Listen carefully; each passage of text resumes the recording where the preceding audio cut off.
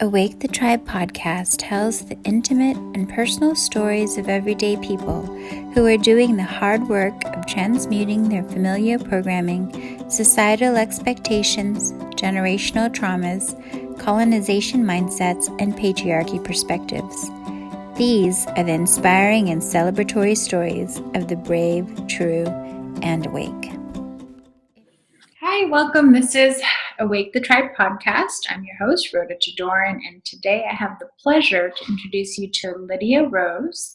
I've been following Lydia for quite a while, and I just love everything she posts.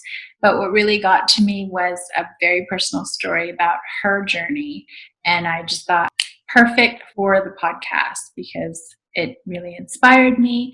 And I just really wanted to talk to you, Lydia, more about how you've taken this very painful, difficult past and you're using it as your gift. You're really coming into full bloom.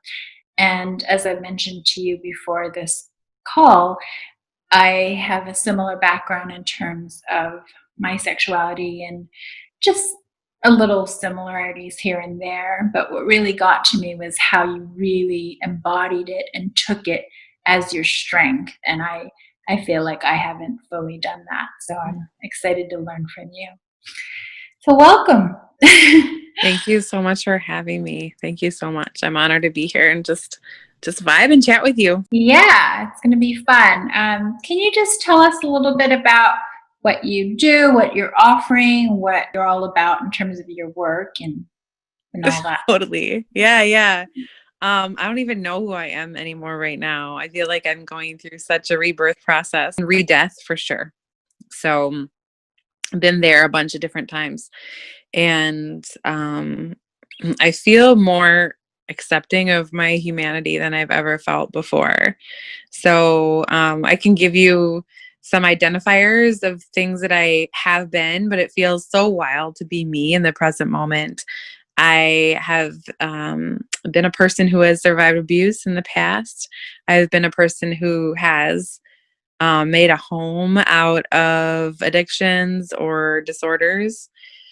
I have been a person who has survived multiple suicide attempts, multiple rapes. I am a person who was unconscious but very creative for most of her life, and then was injured in 2008 and had a huge spiritual awakening from that place. I'm a person who always saw sexual energy and loved sex and loved kissing and got so in trouble for child's play and then didn't remember that I was abused for many years. And some of those stories led me down certain paths of sex work. I really didn't ever know who I was unless I was like using this sexual power that I had.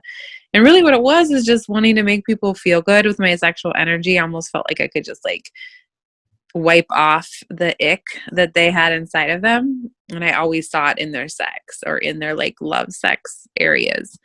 And that I had that when I was more unconscious of it, like in my 20s, I just thought, wow, I just keep doing this. I'm just so weird. And I would just like lose jobs and just like pretty much lose anything because I couldn't turn it off. Not that I was like hypersexual. I don't even think that's a real term, but just that this was like a magnet for a lot of people that were hurt. And I felt like I really wanted to give them my gift and I didn't have any way of saying no. So I got in a lot of trouble because it felt like of course I would do this healing for them. Like, of course I would take this energy away from them. But I was super ashamed of it and it was hidden away for a really long time. And I became super sick in my body and I always was really sick, like starting from a young age, but I became super sick in my body when I was like 5. And when I got to age 28 was when I had like a full body breakdown and lost teeth and hair. And I had other breakdowns before that. I had other big experiences in my life that had led me into the body and out of the body as a way to survive. And that was when I went on another big healing journey with my body and then also my pussy. So a lot of different things happened then, and I ended up on the other side. We can get into more of that later if you want, but right now I had a huge business that just failed like epically, and I'm channeled herbal lubricants, and I just got so big with it, and I got so big at a time when I didn't even understand how big it could get. And I'm feeling into really announcing how big I failed, because I really took such a huge risk in my life as a person who's always struggled and been working class and poor. I just put every single ounce of anything I ever had into it, but it also wasn't like ever pushing. And at the same time, I downloaded and channeled a lot of sexual practices that could really help you to feel your body and move energy in your body, and specifically squirt or gush or move downward energy, because that's been really helpful for me in my life in releasing old stories and old nervous system patterns on top of my sex. And from that place, I just started coaching and doing things like that. And now I feel like I'm at like a 0 point where I know there's going to be new offerings and new things that are coming through me. I'm writing a book, and I'm just writing. And the next iteration of however this medicine will come through is yet to be known. But I do little coaching sessions here or there, or I do book for people to just have energy readings with me right now. But it's not something I'm forcing or pushing, because I'm just in a real swirly moment. And that was a super long answer to just tell me about yourself, but I I just love want all of it. yeah. So I'm just like flowing with it. I think it's important for me to say that I'm human, because I really feel committed to just being like really sparkly, really messy, and really awake and alive. And I'm just so grateful to be alive. So there's been so many times that I have not been alive in my fullness. So I just feel really grateful to be here. I am blown away by you. I don't even know where to begin. I'm so excited by everything you've said. I want to get into your awakening journey, but I also, wow, I feel like I should have written down the things that you said, because I want to go point by point. It was just also so much of what I'm feeling called to explore within myself. So it's a very personal thing for me to want to know these things. Let's start from the beginning. Is there like one instance where you would say your awakening journey began, or was it just like a series of small things? Like, I know it's hard to kind of pinpoint, but for some people, it's like one moment that was kind of broke a membrane of some sort. That's such a beautiful way to put it. No, I feel like my awakening has been spirals and spirals and spirals. Like, I've had all these spirals of understanding just who I am, and how I'm connected to things. I wouldn't say there'd be one moment. I'd say that there were lots of times where I wanted to bloom, maybe, or like I felt like I could see things or feel things that people didn't feel or see, but I didn't have that language yet. But I did like have my first awakening out of many was that one that I mentioned in 2008. I actually had a really super intense moment in 2001 as well. After my suicide attempt, I just kind of came back into the earth as a different like iteration of myself. And that was like one part of it. But the time that I actually became awakened was through my body. So I should say that like any of these spirals or any time that I would point to in talking to you would just be about the body. Like the body's the place where I've really humbly met who I am and connected to source. And the first time that happened was in 2008. I was sick with H1N1 for like 5 months almost. It was so wild. I had to go on disability at college because I was so sick, and I was super heavily medicated at that point in my life on like 30 or 40 different medicines. I think I'm something like 36 at the time. So wild. So metabolic medicine, birth control pills, and antidepressants, and any anxiety medicines. And oh my gosh, I was on ADHD medicine and birth control inhalers, antihistamines, and what is the other one for allergies? Just everything, all the things, stuff for my stomach. It felt like nothing was working. I was like 27, and I was like, this can't be right. But I went to the nurse like with a fever, and she gave me 2 shots of Gardasil at the same time. And those 2 shots at the same time, like she was like, "Are you caught up on Gardasil?" And I like had this fever. It was so awful. And after that, she gave me the 2 shots, and I went home, and my life like completely changed. So I just got so sick. Like everything that I put into my mouth, I would faint. So I started to not be able to eat, and I became allergic to literally everything. So I became allergic to every perfume that I had, every soap that I had, anything that was around me, like any chemical smells, all chemicals basically. I didn't know it then, right? But like I became allergic to like all of the things of this culture that are chemicals. And so perfumes and makeups and soaps and creams and powders. And then I didn't ever really eat well, and I'd always had an eating disorder, and how that was like really linked to my solar energy and my will, and also like shoving down, memories of abuse for sure, but then also like not being able to access pleasure. So I didn't eat that much, but here I was, the little things that I was eating, I was super allergic to. So I was also vegan, vegetarian since I was like 9. So it was a total, like everything was fucked. I was like, fuck, this is I don't know what to do. Then all my teeth started falling out. So I started losing, I lost 1, 2, 3 teeth and another tooth over here. And then I had a root canal that failed, and then 2 other root canals that failed over here. And I grew up super poor. So like I had just not very good teeth. I ate foods of this culture, which naturally just like completely take away minerals from your body. And then I had multiple stress and things in my life, and I had never not turned it on myself. So what happened was that when I would eat and I would faint, I would see these cosmic eyes, like I would see these swirling galaxies. I try to tell people, my whole family and everyone already thought that I was crazy. I was always the one who was called crazy because I was the one who was super artistic or tapped in or psychic or getting in trouble with all of this sexual healing that I was doing. I would never call it that then, but I was just like hiding away this gift.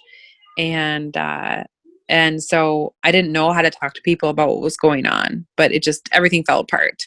I stopped digesting food. I stopped digesting everything. Like it was almost as if my body was like, you have like lifetimes of shit in here to digest, and you have your own lifetime already of like things that you haven't remembered yet. And so, it was a slow journey of like removing all of these medicines, and then finding people on the internet then that could like help me learn how to cook food because I didn't know how to nourish myself. Getting in touch with like any sort of gentle, nurturing feminine essence, which I didn't know at the time at all. I had a severe like mother wound, lack of mothering. And my mother was not there to take care of me during this time. And I didn't have a lot of root energy either. I was working as a property manager so that I could go to school. So I didn't make money. And I was just like, everything was just another one of those 0 points in my life where it was just like everything's blown open, everything is chaotic. And I started slowly, and I learned from different people how to make broth and juice. I had to take an animal's life and like participate in the conscious butchery so that I could take some of those bones into my body, which is like, living crystal, right? You're taking that living crystal into your body to become more crystalline. I would have never thought that because I was, so grossed out by meat. But I started to work with farmers, and a bunch of farmers taught me how to eat. And that was really wild and connected me to a lot of that earth energy. And from there, I just got better and better at taking out medicines. And then I would also I was tapping into hearing things. So I could hear what I was supposed to drink in the morning, and I would juice every morning. I could hear that I was supposed to drink ginger tea all day. So I started drinking ginger tea all day, and I connected with, a bunch of different people online at that time. Again, it was all in Yahoo boards and stuff of people that were learning how to heal themselves. And, I started doing things that, I started doing neti pots and enemas. I started doing breath work. This was in 2008, and it was not cool at all for me to show up anywhere with a thing of broth. And also I started jumping and doing a lot of jumping. I started doing a lot of weird singing and just anything to move energy. And then I started having memories of abuse, and then I started doing narrative therapy and more breath work, and it just kind of all spun out during that time. I started journaling, started connecting with my dreams, remembering that I was always connected to my dreams. And it was a lot at the time.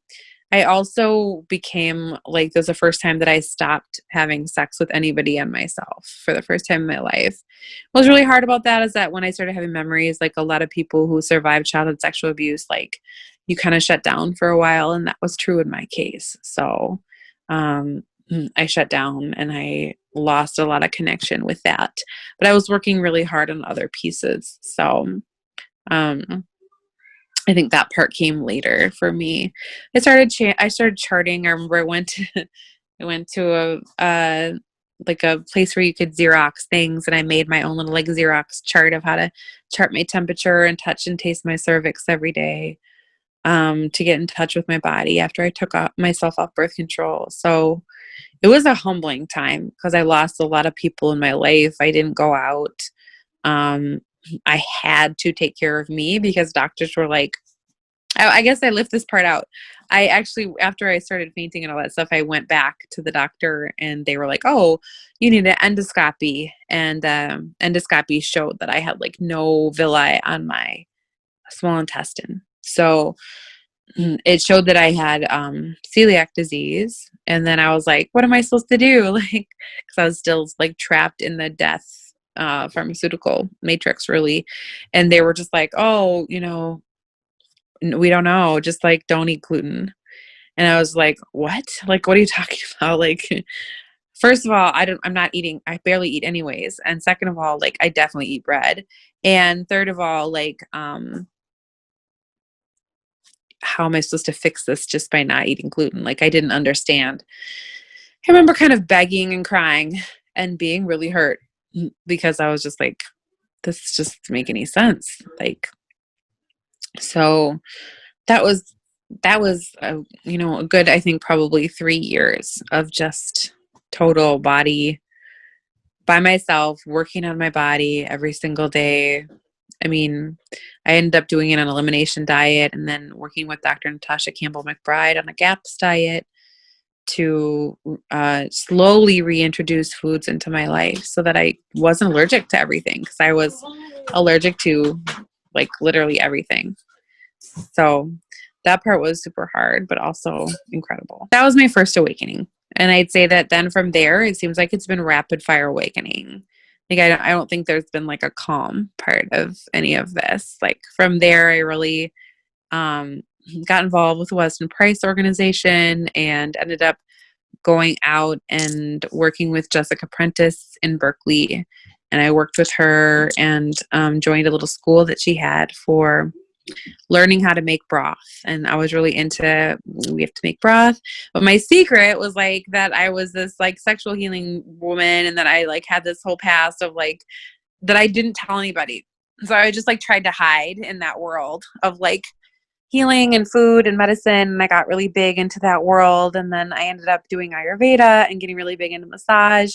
And then from there, I found a lot of sexual healers in California and tried to work with a few, got close to working with a few that would have helped me to gush and squirt, but then always wanted that power for myself. So like spent a bunch of money that I was making out there on that, and still never had this root, really still never had this like root into the earth.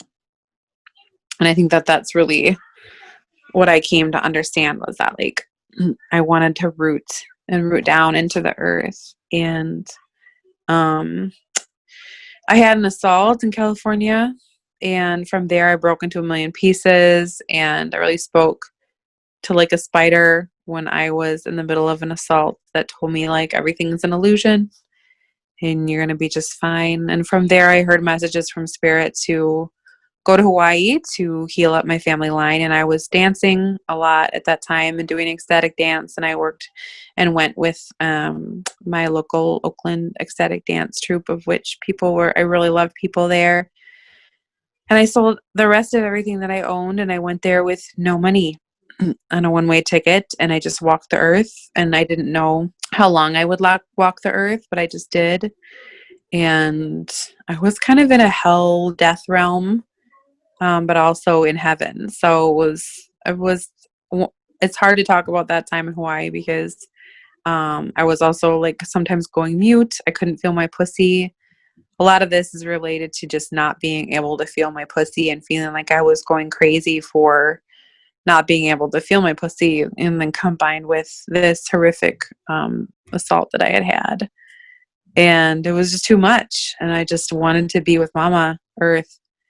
And at the same time, I didn't know how to be with her. I didn't know how to have a nurturing feminine energy or a wild feminine energy. I had lost it. I was like, where the fuck is it inside of me? Used to be this thing that I just did naturally. So from there in Hawaii, I died a few times in Hawaii for sure. And I came back to the mainland to see my grandmother.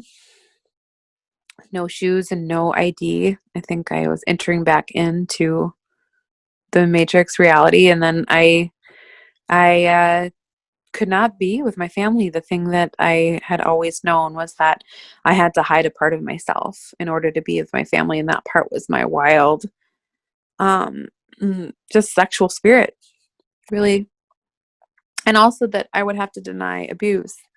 And I love them, and I love them so much. And I know that they were unhealed, and never got to the places that I got with the information that I got. But they really like needed me to be sick in order for them not to be. So I ended up just staying outside and living outside and being homeless, and doing more survival sex work then, but also just really communing and talking to the earth. Always the plants telling me that they love me. And I was like so numb in my pussy at that point that I was like, I'm going to fuck my pussy back to life in any way, shape, or form. So I just had sex with anybody and anybody that I could, and really went deep into the underworld of that. You know, it doesn't have to be the underworld. Like, not all times were like gross or awful. I just mean that it was an underworld of my own self, and that I had to see if I could just keep fucking my way into the next reality. And I did. I tried to meet up with my husband, and he was my partner in 2011. And whenever we would have sex, I would cry. So this is before I had truly told anybody about memories, and I hadn't really even with myself, like, been like, okay, yeah, you do have memories. Like, that's how I feel like it has been as a survivor. Some days it's like, oh, are these memories real, or are you just making this up? And I've talked to other people, and that's totally a thing. But like, back then, he would like move my cervix, and I would just be like, oh my God, what is happening? I would just cry. So I knew I had to meet up with him, and I was living outside, and I just kept trying to find him and run into him. Finally, we met up. I like jumped through this huge portal. I saw it in the middle of the city street. I was like smoking a cigarette, and I just like tossed it and like went through this incredible portal. The whole like world got dark, and I jumped through this like shiny kind of web material in the middle of the street, and met up with him. And we fell in love immediately again. And we ended up making some music that night and having sex, and I felt my pussy and I squirted, and just all these things started happening in my body. And um, I got my period for the first time in like 5 years, like 5 days later. And then in 10 days, I was pregnant after being told I was infertile for many, many, many years of my life. So, um, then we got married and started having children and started opening a business. And I started really awakening more to the ways that I could come into my gifts. And then I started hearing messages on how to make plant medicine for sexual awakening. Then I started hearing messages on techniques to teach people to like move old nervous system patterns out of their bodies. And I've had teachers for sure lead me on this path. So I'm not just channeling all the time. I've had teachers that have guided me in certain ways, but I will share that I like never finished any of those trainings or anything, because I just feel like I start to open up to magic and medicine myself. And then from there, I had a birth injury with my second home birth, and my pelvis broke open, and I really heard like a lot of stories of my ancestry and my history, and I couldn't walk for over 2 months, and I had to relearn how to walk. And then my business got super huge, like I said, right after that. And oh my gosh, then I got pregnant again, and everything collapsed. And then, yeah, having a new awakening really now to my humanity and my humanness coming into true, I think, sitting down with a lot of my shadows and a lot of my ways that I hide from myself, and just like these nervous system patterns that aren't mine, like the nervous system pattern of whiteness, the nervous system pattern of being a woman in society, the nervous system pattern of just any of these things. You can call them nervous system patterns or energies, or just everything that seems to be coming into my lens right now. The ways in which I've hidden myself, and also the ways in which, my life has been like pretty psychedelic. I don't feel like I have a lot of this. I don't have any trajectory of like, okay, then I did this, and then I did that, and then I went to school, and then I did that. Like, it just seems like I have these trajectories of sickness, really, and like being sick, and then being sick this way, and then being sick that way, and then being big and bright and trying to like be out there with my art, and then kind of having everything collapse. And so I'm almost 40. I'll be 40 in 2 weeks. And I think I'm just like finally starting to see like, this is part of my, I guess, soul path here, to try to clear up whatever I'm doing. But yeah, now I see everything and feel everything um, mm, differently than I did even just a few days or weeks or months ago, as everything shifts in 2020. And I just feel so grateful to be alive, and storytelling and dancing and singing and sharing medicines. And I feel I have a new gift on the horizon that I don't even know what it is yet, but I'm sitting with a lot of demons right now, and just like composting them. And I often just channel messages and share them with the world. So I think awakening process hasn't stopped around 2008, to be honest.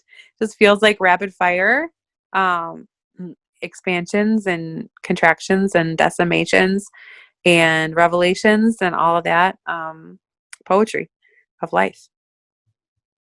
I love it. I'm so honored to be able to have a platform to share your story, because it's not linear, folks. And it's beautiful. Everything is a mishmash of beautiful events, and sometimes it doesn't feel that way when you're in it. It does make sense sometimes, like when you're further along the road and you start seeing patterns, and when spirit talks to you, and you have that awareness and that surrender of just being able to just understand that that's how the world operates to you, even though everyone else is telling you that's not how the world operates.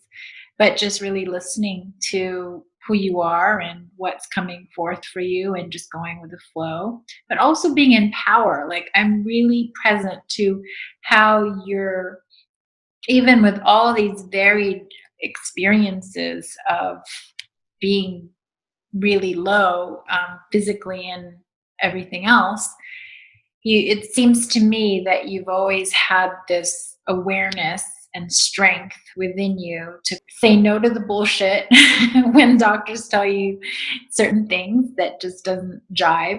but also having that energy within you, whatever it is, fighting spirit or whatever, to find out for yourself how to heal yourself or what you actually need and what's going to nourish you and what is going to help you thrive.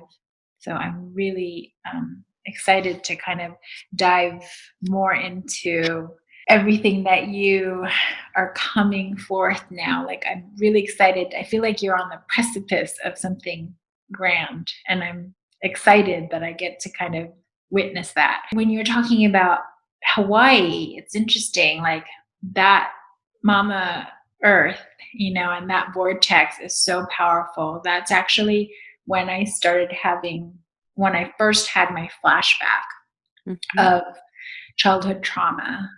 That's when it happened. And I was with my girlfriends, and it was like high school trip, just us girlfriends that were really close and loving and physically close. Like, we would take baths, and everyone thought we were weird, but we just really loved each other. And it was just such a nurturing environment. And I really love that you bring in sexuality into that, because there's so much shame around it.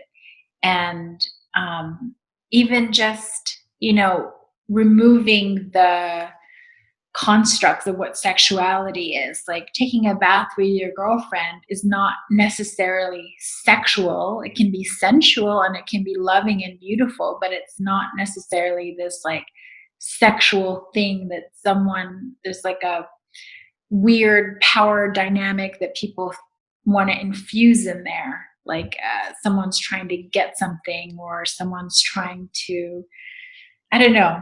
We have some strange ideas about sex in this culture, I think, particularly American culture.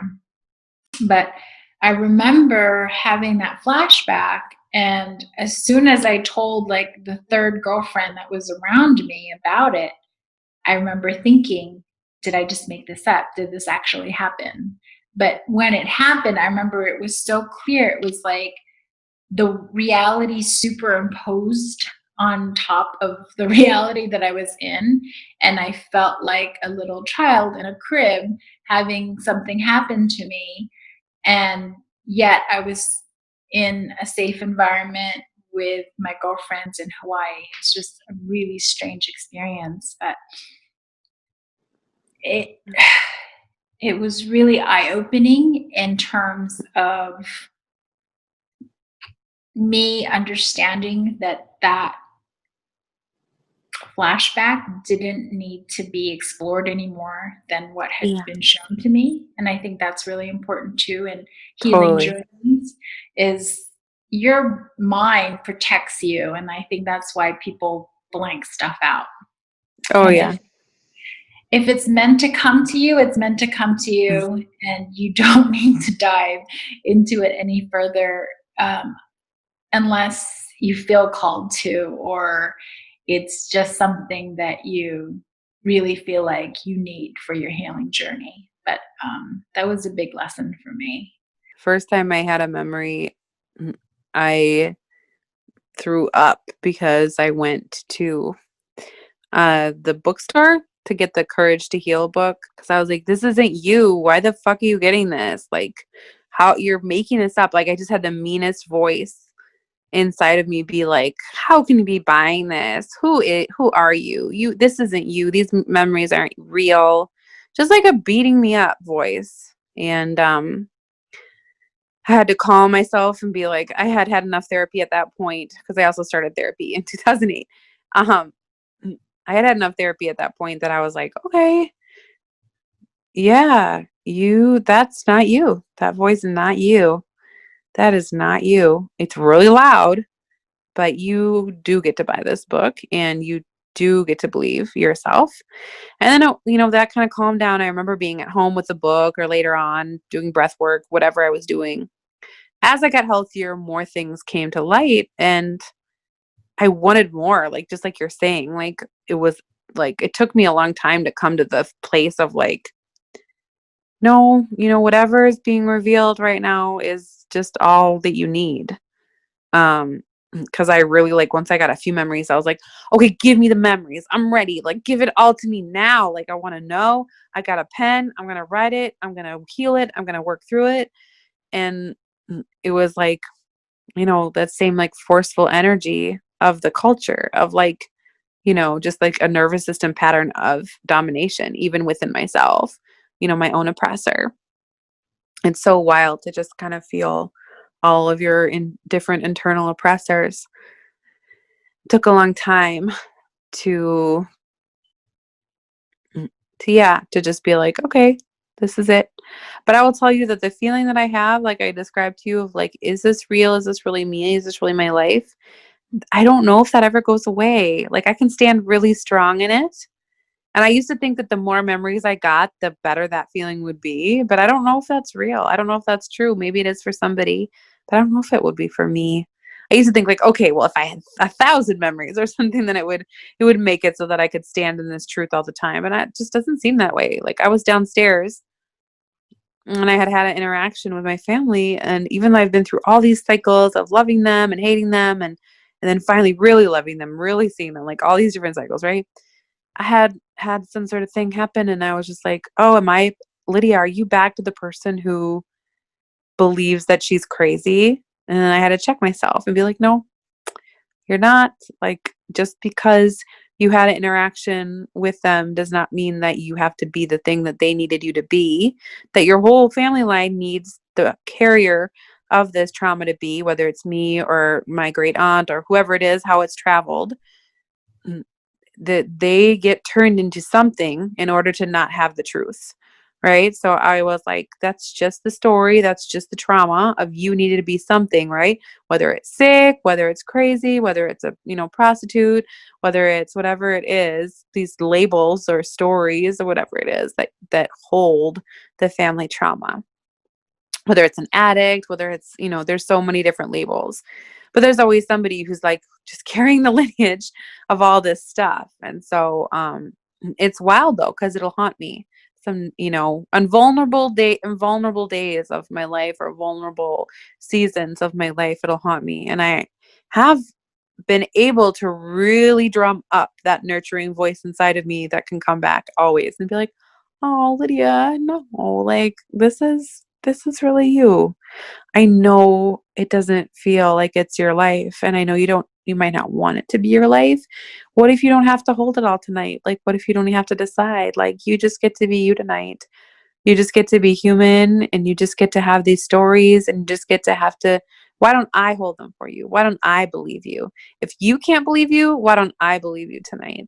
So I feel like it's taken me a long time and a lot of trials to build up that really sweet voice inside of me that can come rushing to my aid when the other voice comes and says like, "No, you're wrong. This can't be true.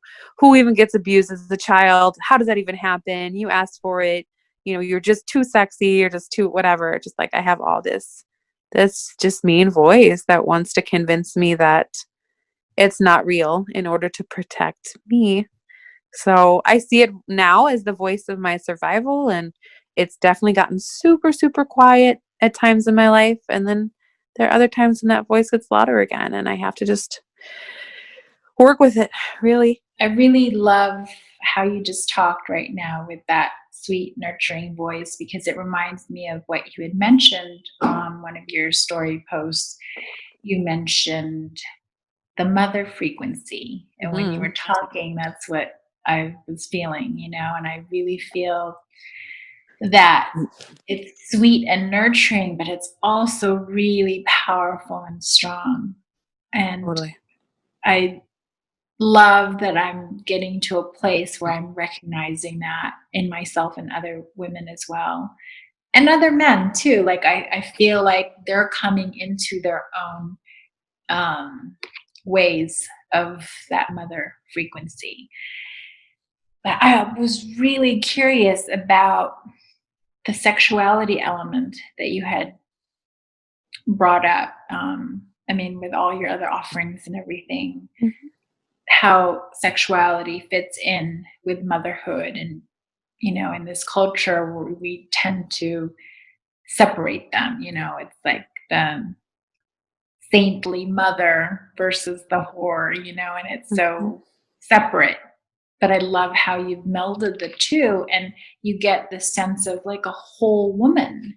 And for my own personal journey, I know I've definitely separated it. Like I went to Sex and Love Addiction Anonymous for like a year, and I really tried to like stuff down any kind of, like when you mentioned turning it off, like I was so hard on myself, like I wish I could just turn it off. Mm-hmm. And now I've gotten to a point in my life where I kind of have turned it off because I've gone into that mother role Mm-hmm. and haven't really fully embodied what you are presenting, this kind of fully bloomed woman who has those elements. Can you talk a little bit about that? I'm really excited to hear about it. The mother energy is just the thing that everyone wants, that nurturing sexual, like the nurturing sexual part of it is we don't even have a word for the sexuality of a mother. Like, because when we think and talk and we say the word spell sex and sexuality, we literally are feeling, I feel like the spell or the illusion that we're under is that it's just this image of maiden or bachelor or however that tends to be.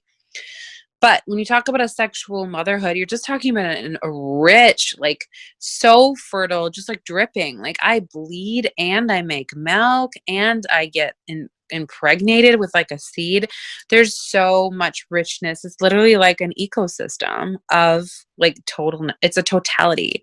And the mother frequency is the thing that, um, just like we need that strong masculine energy, if you want to call it masculine, however you want to define it. I think it's just a very big presence. Just like you need a presence that's like strong like that. I think the thing that a lot of people are wanting too is like a very, very almost like a whipping or a dragon feeling, but it's just like soft. And to me, that's like a nurturing mother energy where it's like I can feel you. I can navigate you. That's a no. That's a yes. And you are just, no, like, I got you.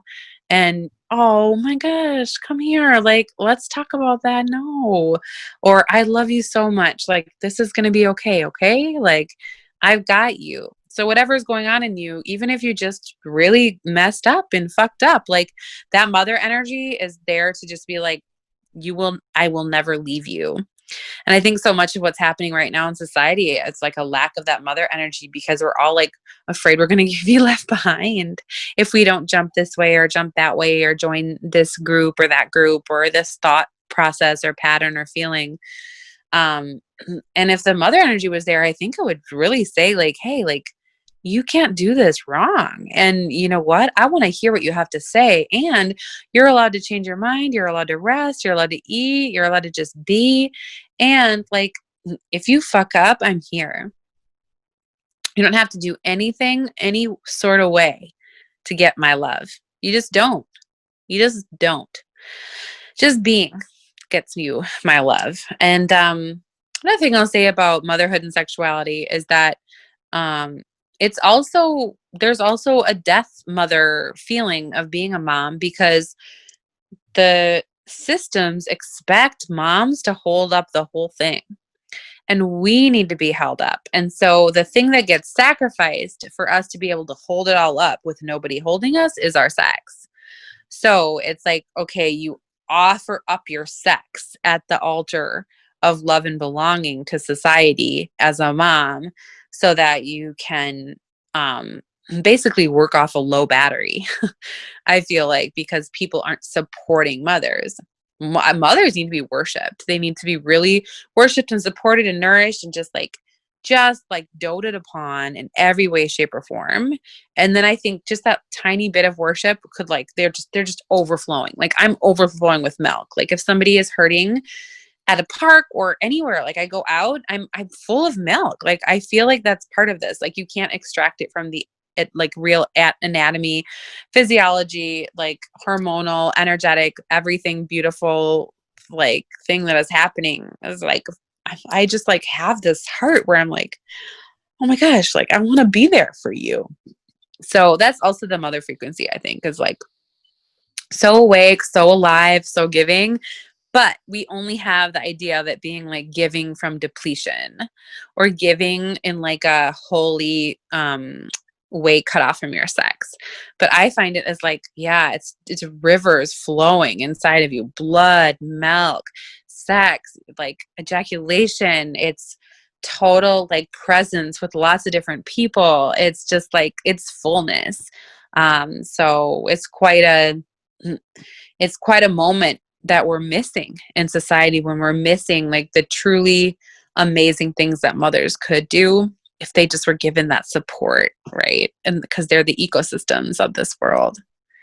Oh, so beautiful. Like, I just want to wrap that all up and give it to people because it's really the opposite of cancel culture, where it's just like you have to be a certain way or you're going to be shunned. You're going to be kicked out of the house, Mm. and I love that mothers have that ability, like even at bedtime when you're so depleted, you still have a little bit of love in you to like read a book,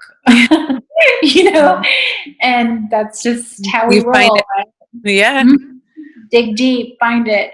Hmm. But you're so right. Like, we are not nurtured in society. I love that you have created through your offerings these mothers who are needing that and who are getting it from just connecting with each other, and we nurture each other and we take care of each other, Hmm.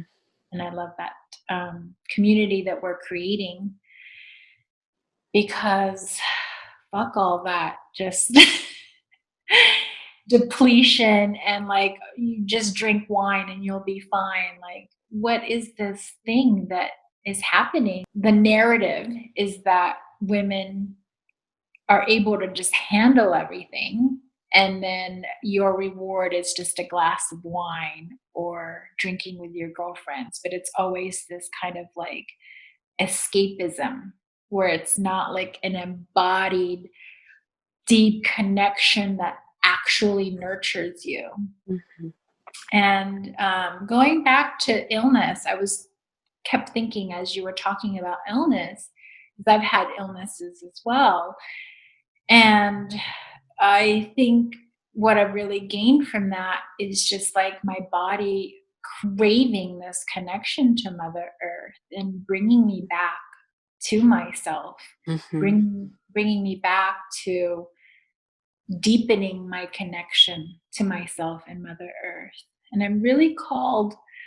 Just a couple weeks ago, Spirit came to me while I was going through this journey, and I really feel called to create some sort of, I don't know, like a new origin story of some sort where we're kind of handing off this origin story to preteens and letting them get a full sense of who they are as being part of nature, like that their bodies are gifts, like this is an absolute gift to treasure and to use in divine ways. And you could use it, and sexuality is part of that. Like, we've been denying pleasure. And I know with my journey, I've always gone through kind of like a codependent thing happening. And so my giving of my sexuality was very depleting. And I love how when you were talking about it, like as a gift, sexuality, the way that you described it was like an alchemy process. And It I just is. really love that. Yeah, because I never really thought of it that way, that those moments that I've had where I was exploring my sexuality and allowing myself that it was mutually beneficial. Totally. I think that all of us are actually sexual healers. I think we're born that way. So I think we are fractured at our roots and unfortunately disallowed from having our full pleasure system and pleasure and erotic networks. And it is the total requirement of this matrix society to turn off your sex in order to survive. Um, and if you keep it on, you are prey, really. Like you're prey, not just for people who want to hurt you, but people who want to make money off of you or people who want to, um, yeah, do just so many things. Like it's just wild. So you have to keep it hidden because it's the true currency. We are sexual healers. And sex is healing. It doesn't have to look like to be healing. It just is. And all of us have sexual, like wild sexual gifts that because of these implants and these programs that come into our lives by living in this culture, we have been turned away from. But for us to find them again, yeah, just is to come back into our humanity and our true divinity. Yes. Is there a particular practice that you really love? Yeah, for moving trauma or like any nervous system patterns that have been like over me, I have a lot of like things that I do before this. So I usually would oil my body or do breast massage, but I have a really quick breath work that I do with a wand inside my body, and I can do it with a finger as well, where I put one hand over my womb and then I have a wand inside of me, and I usually just slowly bounce the wand on my cervix, and then I will do like a big tongue breath, so like and really draw fire. And as I do that fire, I move downward energy into my pussy and pelvis. And then I usually pull out the wand and do just like a gush or a squirt out. And maybe I'll have an orgasm, or maybe that'll feel like an orgasm. Other times it just feels like a release. I'm really like much more fluid with the ways that I understand orgasm at this point. But from there, I feel like a total reclamation of my real nervous system out in the world. So I also feel a lot of relief from any like stagnant thoughts or programs that I feel like I was running or holding that day, right? Like just like any thoughts that weren't really serving me. And this is something that I often do in the morning to just feel really good. Whoa, I'm going to try. It sounds so yummy and so filling. No pun intended. No, it feels great. It feels so good. Like you would just like, it's like I feel like we're actually made to live a lot lower. Like I don't think to be so thought based and at all. I think we're made to live lower in lower energy centers and then to kind of emanate out and pull information down and just kind of listen and then move it through. I don't think it's supposed to be thought. I don't really at all. So when I do this practice, what I like about it is that if I am having thoughts, they turn into listening. I'm just a channel, then I'm just feeling and experiencing, and I'm actually moving from a lower space in my body. Really glad that you brought that up because that's a practice that I'm definitely going to try. Where can people find you on? People can find me on Instagram at Wild and Vibrant, and they are always welcome to DM me. I am going to have, I think, a new number that people can text me at some point soon. So that'll be wild. And again, I think and I feel that, yeah, you're meeting me a real, like a real depth of darkness. Like I am doing so much shadow work and so much integration work. I'm honored to do it because I feel like I've never properly done it. Maybe I've done it in other ways, like through ceremonies or just natural rhythms of life, but this feels much more like purging, of course, with what everyone's doing in the world right now. And so it's whatever I'm offering next is exciting. I'm glad you are giving me space to even just like touch my toe into it, because I don't quite know what that will be, but I'm sure it will merge all of these sexual healings that I've been through in wellness. And that's really why I found sexual healing to begin with, is that I was like, I should have started out by saying this, like, sexual healing is the ultimate healing. That is why I went as far as I did. Like, I went far up in the Weston Price organization doing food. And for what? Like, at the top of the organization, everyone was like repressed sexually, and many of them had abuse. And I was like, oh my gosh, like, all of us have this thing. And I don't know if every single person in the world is living on a spectrum of nuanced abuse that they're carrying from their childhood, whether it's sexual or physical or emotional or anything, just a hurt, a harm that we're being expected to carry as children.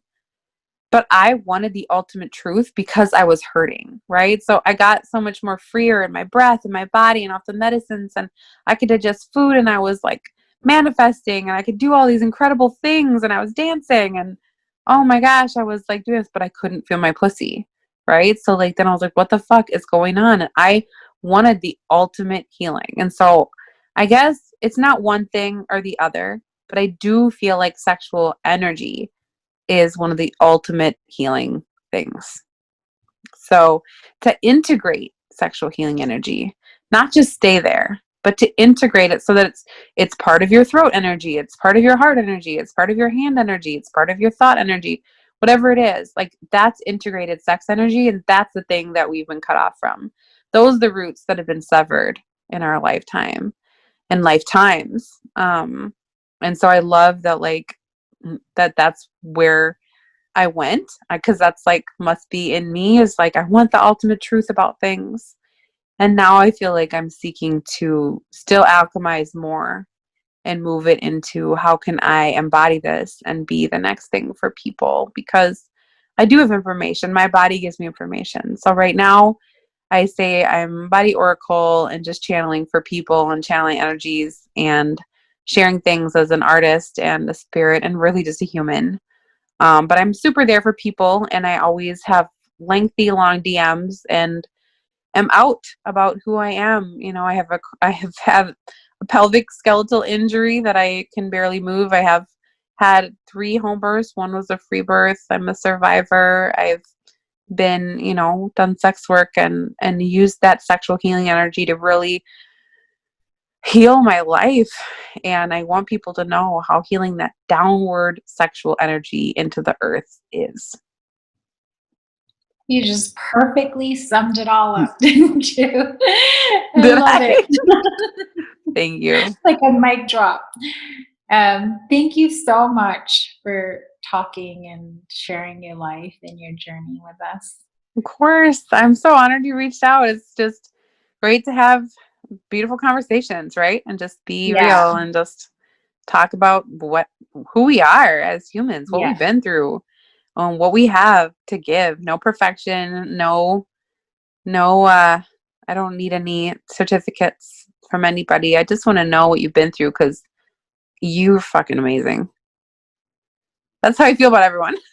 Yeah, no, I feel the same way. And that's why I'm like, I gotta have you on because I think you're amazing. It's like I just fall in love with everybody and their journey. I can feel that squish in you. Thank you so much for all that squish. I love it so much. I feel like that's, what a gift that squishy love energy is. One of my prayers that I said for a lot of my life is like, let me learn how to receive love. So just receiving it. Thank you. Thank you for having me. Thank you for being you. Thank you for listening to this episode of Awake the Tribe podcast.